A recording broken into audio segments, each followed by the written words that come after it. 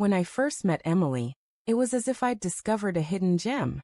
She was everything I'd ever imagined in a partner, sharp-minded, ambitious, and exuding a magnetic charm that drew everyone in. Her quick humor could light up any room, turning even the most mundane conversations into something vibrant. We met at a warm, intimate supper hosted by mutual friends, and the instant her bright, unfiltered laughter rang out, it captured the attention of everyone nearby, including me. I was completely captivated. There was a natural elegance in her movements, a gift for making those around her feel truly seen, that pulled me toward her effortlessly. From that night on, our bond grew rapidly. Within a few months, we were nearly inseparable, filling our weekends with spontaneous outings, carefree drives to nowhere, and peaceful mornings sipping tea while sharing our dreams. Together, we wove a tapestry of private jokes, whispered secrets, and a quiet confidence that we were creating something lasting. Emily's career was on a steep upward trajectory. She excelled in a fast-paced corporate environment, handling its demands with remarkable skill. Her presence commanded respect without trying. Her colleagues admired her, her bosses depended on her, and she made success seem almost effortless. I was proud of her accomplishments, privileged to stand by her side as she rose higher. My own path was different.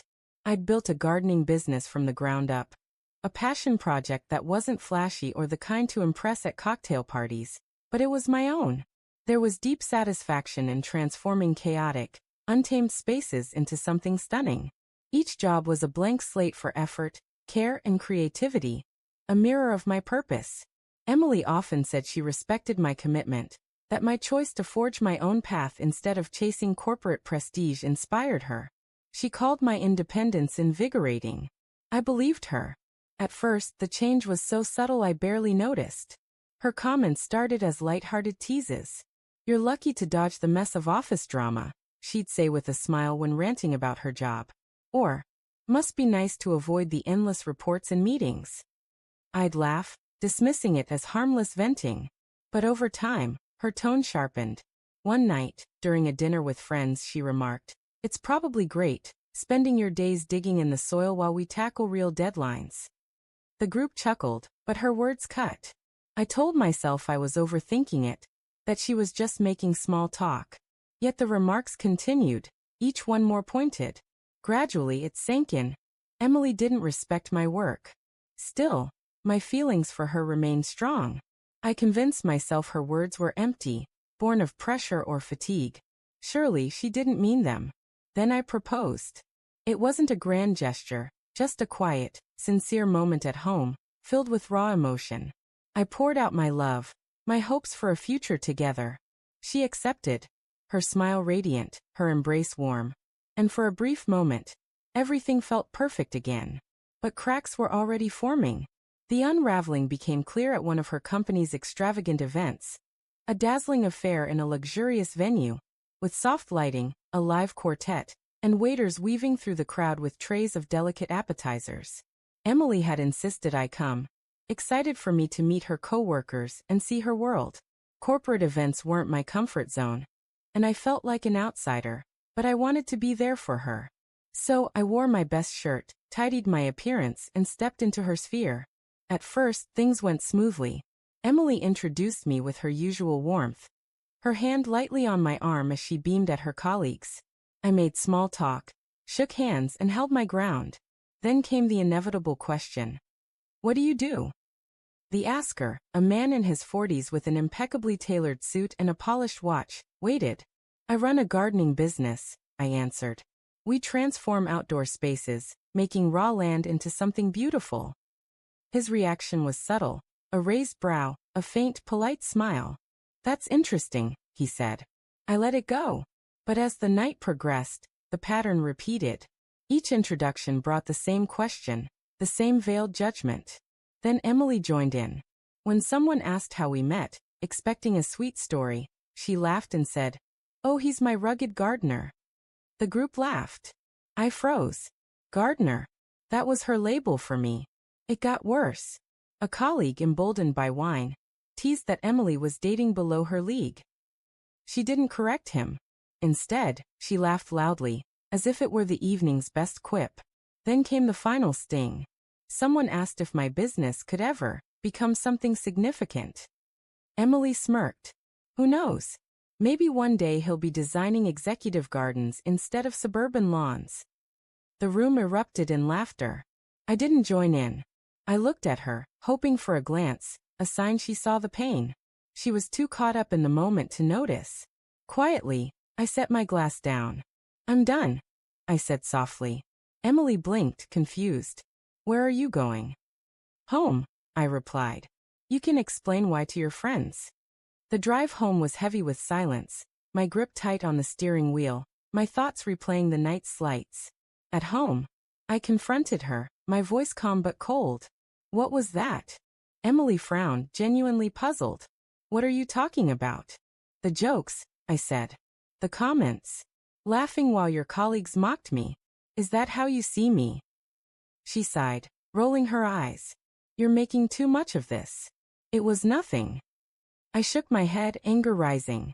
They treated me like I didn't belong, Emily, and you made it worse. For a moment, her face softened, but then she delivered the crushing blow. Your job isn't exactly prestigious, she said flatly. You prune bushes for a living. What do you expect? Something inside me shattered. Is that all you think I do? I whispered. She didn't answer. I nodded, decided. I can't do this. This engagement, this relationship, it's over. She frowned. What? I can't marry someone who doesn't respect me, I said, my voice firm. For a moment, I thought she'd apologize. Instead, she crossed her arms. Fine. Maybe we shouldn't. I met her gaze. Maybe we shouldn't. I slid the engagement ring off her finger and set it on the table, its cold metal a sharp contrast to the warmth it once held. Goodbye, Emily. The days that followed blurred into a fog of disbelief. One moment, we'd been planning a wedding, discussing venues and decor. The next, it was gone, as if it had never been. The engagement ended, the wedding canceled, and Emily disappeared from my life as quickly as she'd entered. At first, it felt surreal. I'd hear a noise and glance at the door, half expecting her to walk in with a casual hello. I'd reach for my phone to share a passing thought, only to stop myself. The silence was overwhelming.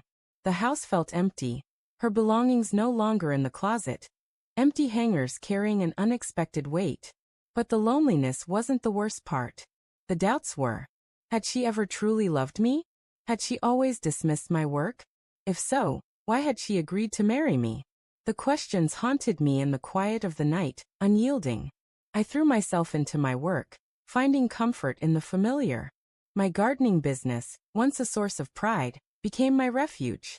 Each project, every lawn sculpted, every garden crafted, restored a sense of purpose. Each happy client reminded me my work had worth, that I had worth. Friends stood by me. She didn't deserve you, one said over drinks. You're better off. It was a cliché, but sometimes clichés ring true. My family agreed. My mother, never one for soft words, shook her head when I told her. She was foolish not to see your value, she said firmly. Slowly, I started to rebuild. I returned to cycling, a habit I'd left behind since college. The calm of early mornings, the steady rhythm of my pedals, the fresh air in my lungs. It healed in ways I hadn't expected. I began writing, pouring every emotion onto paper. Anger, pain, regret. Putting it in words made it less overwhelming. One evening, scrolling through social media, I saw Emily at a corporate gala, glowing in a stunning dress, wine glass in hand, surrounded by colleagues. For a moment, I felt a pang, anger, sadness, perhaps a trace of longing. But it faded. Her life was hers and mine was mine. For the first time since the breakup, I felt at peace. 6 months later, my business was thriving. What began as a distraction had become my most successful chapter. High-profile clients took notice, their referrals expanding my reach. Projects grew in scale, payments in size, and I felt myself stepping into a truer version of myself. The breakup, though painful, had been a turning point. Then, unexpectedly, Emily texted from a new number. Hey, it's Emily. Can we talk? I nearly ignored it. What could she want now? But curiosity won out. What's this about? I replied. She was direct. I've been thinking. I owe you an apology. We met at a familiar cafe, a place we'd once loved. She was already there, seated in a corner, looking tired, almost fragile. Thanks for coming, she said as I sat her down. What's this about, Emily? I asked, my tone neutral. She hesitated, gripping her coffee mug. I owe you an apology, she said. For everything, the way I treated you, the things I said at that party. I was wrong. I waited. I didn't realize how much I hurt you, she continued. I was so caught up in my world, I didn't see how cruel I was. You deserved better. Her words felt genuine, but they couldn't erase the past. I appreciate that, I said. But why now? She looked down, stirring her coffee. It's been a rough year. Work's been relentless, and I've had time to reflect. I know I can't undo it, but I needed you to know I'm sorry.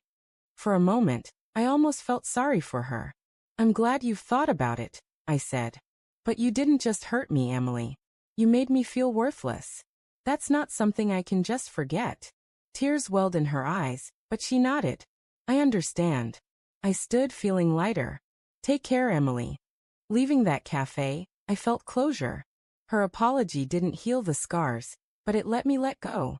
Life after Emily flourished. My business reached new heights when a corporate client hired me to redesign their office grounds, ironically near Emily's workplace. The irony wasn't lost on me. The project was a success, opening doors to more opportunities. The work Emily once mocked as cutting grass had earned respect, even acclaim.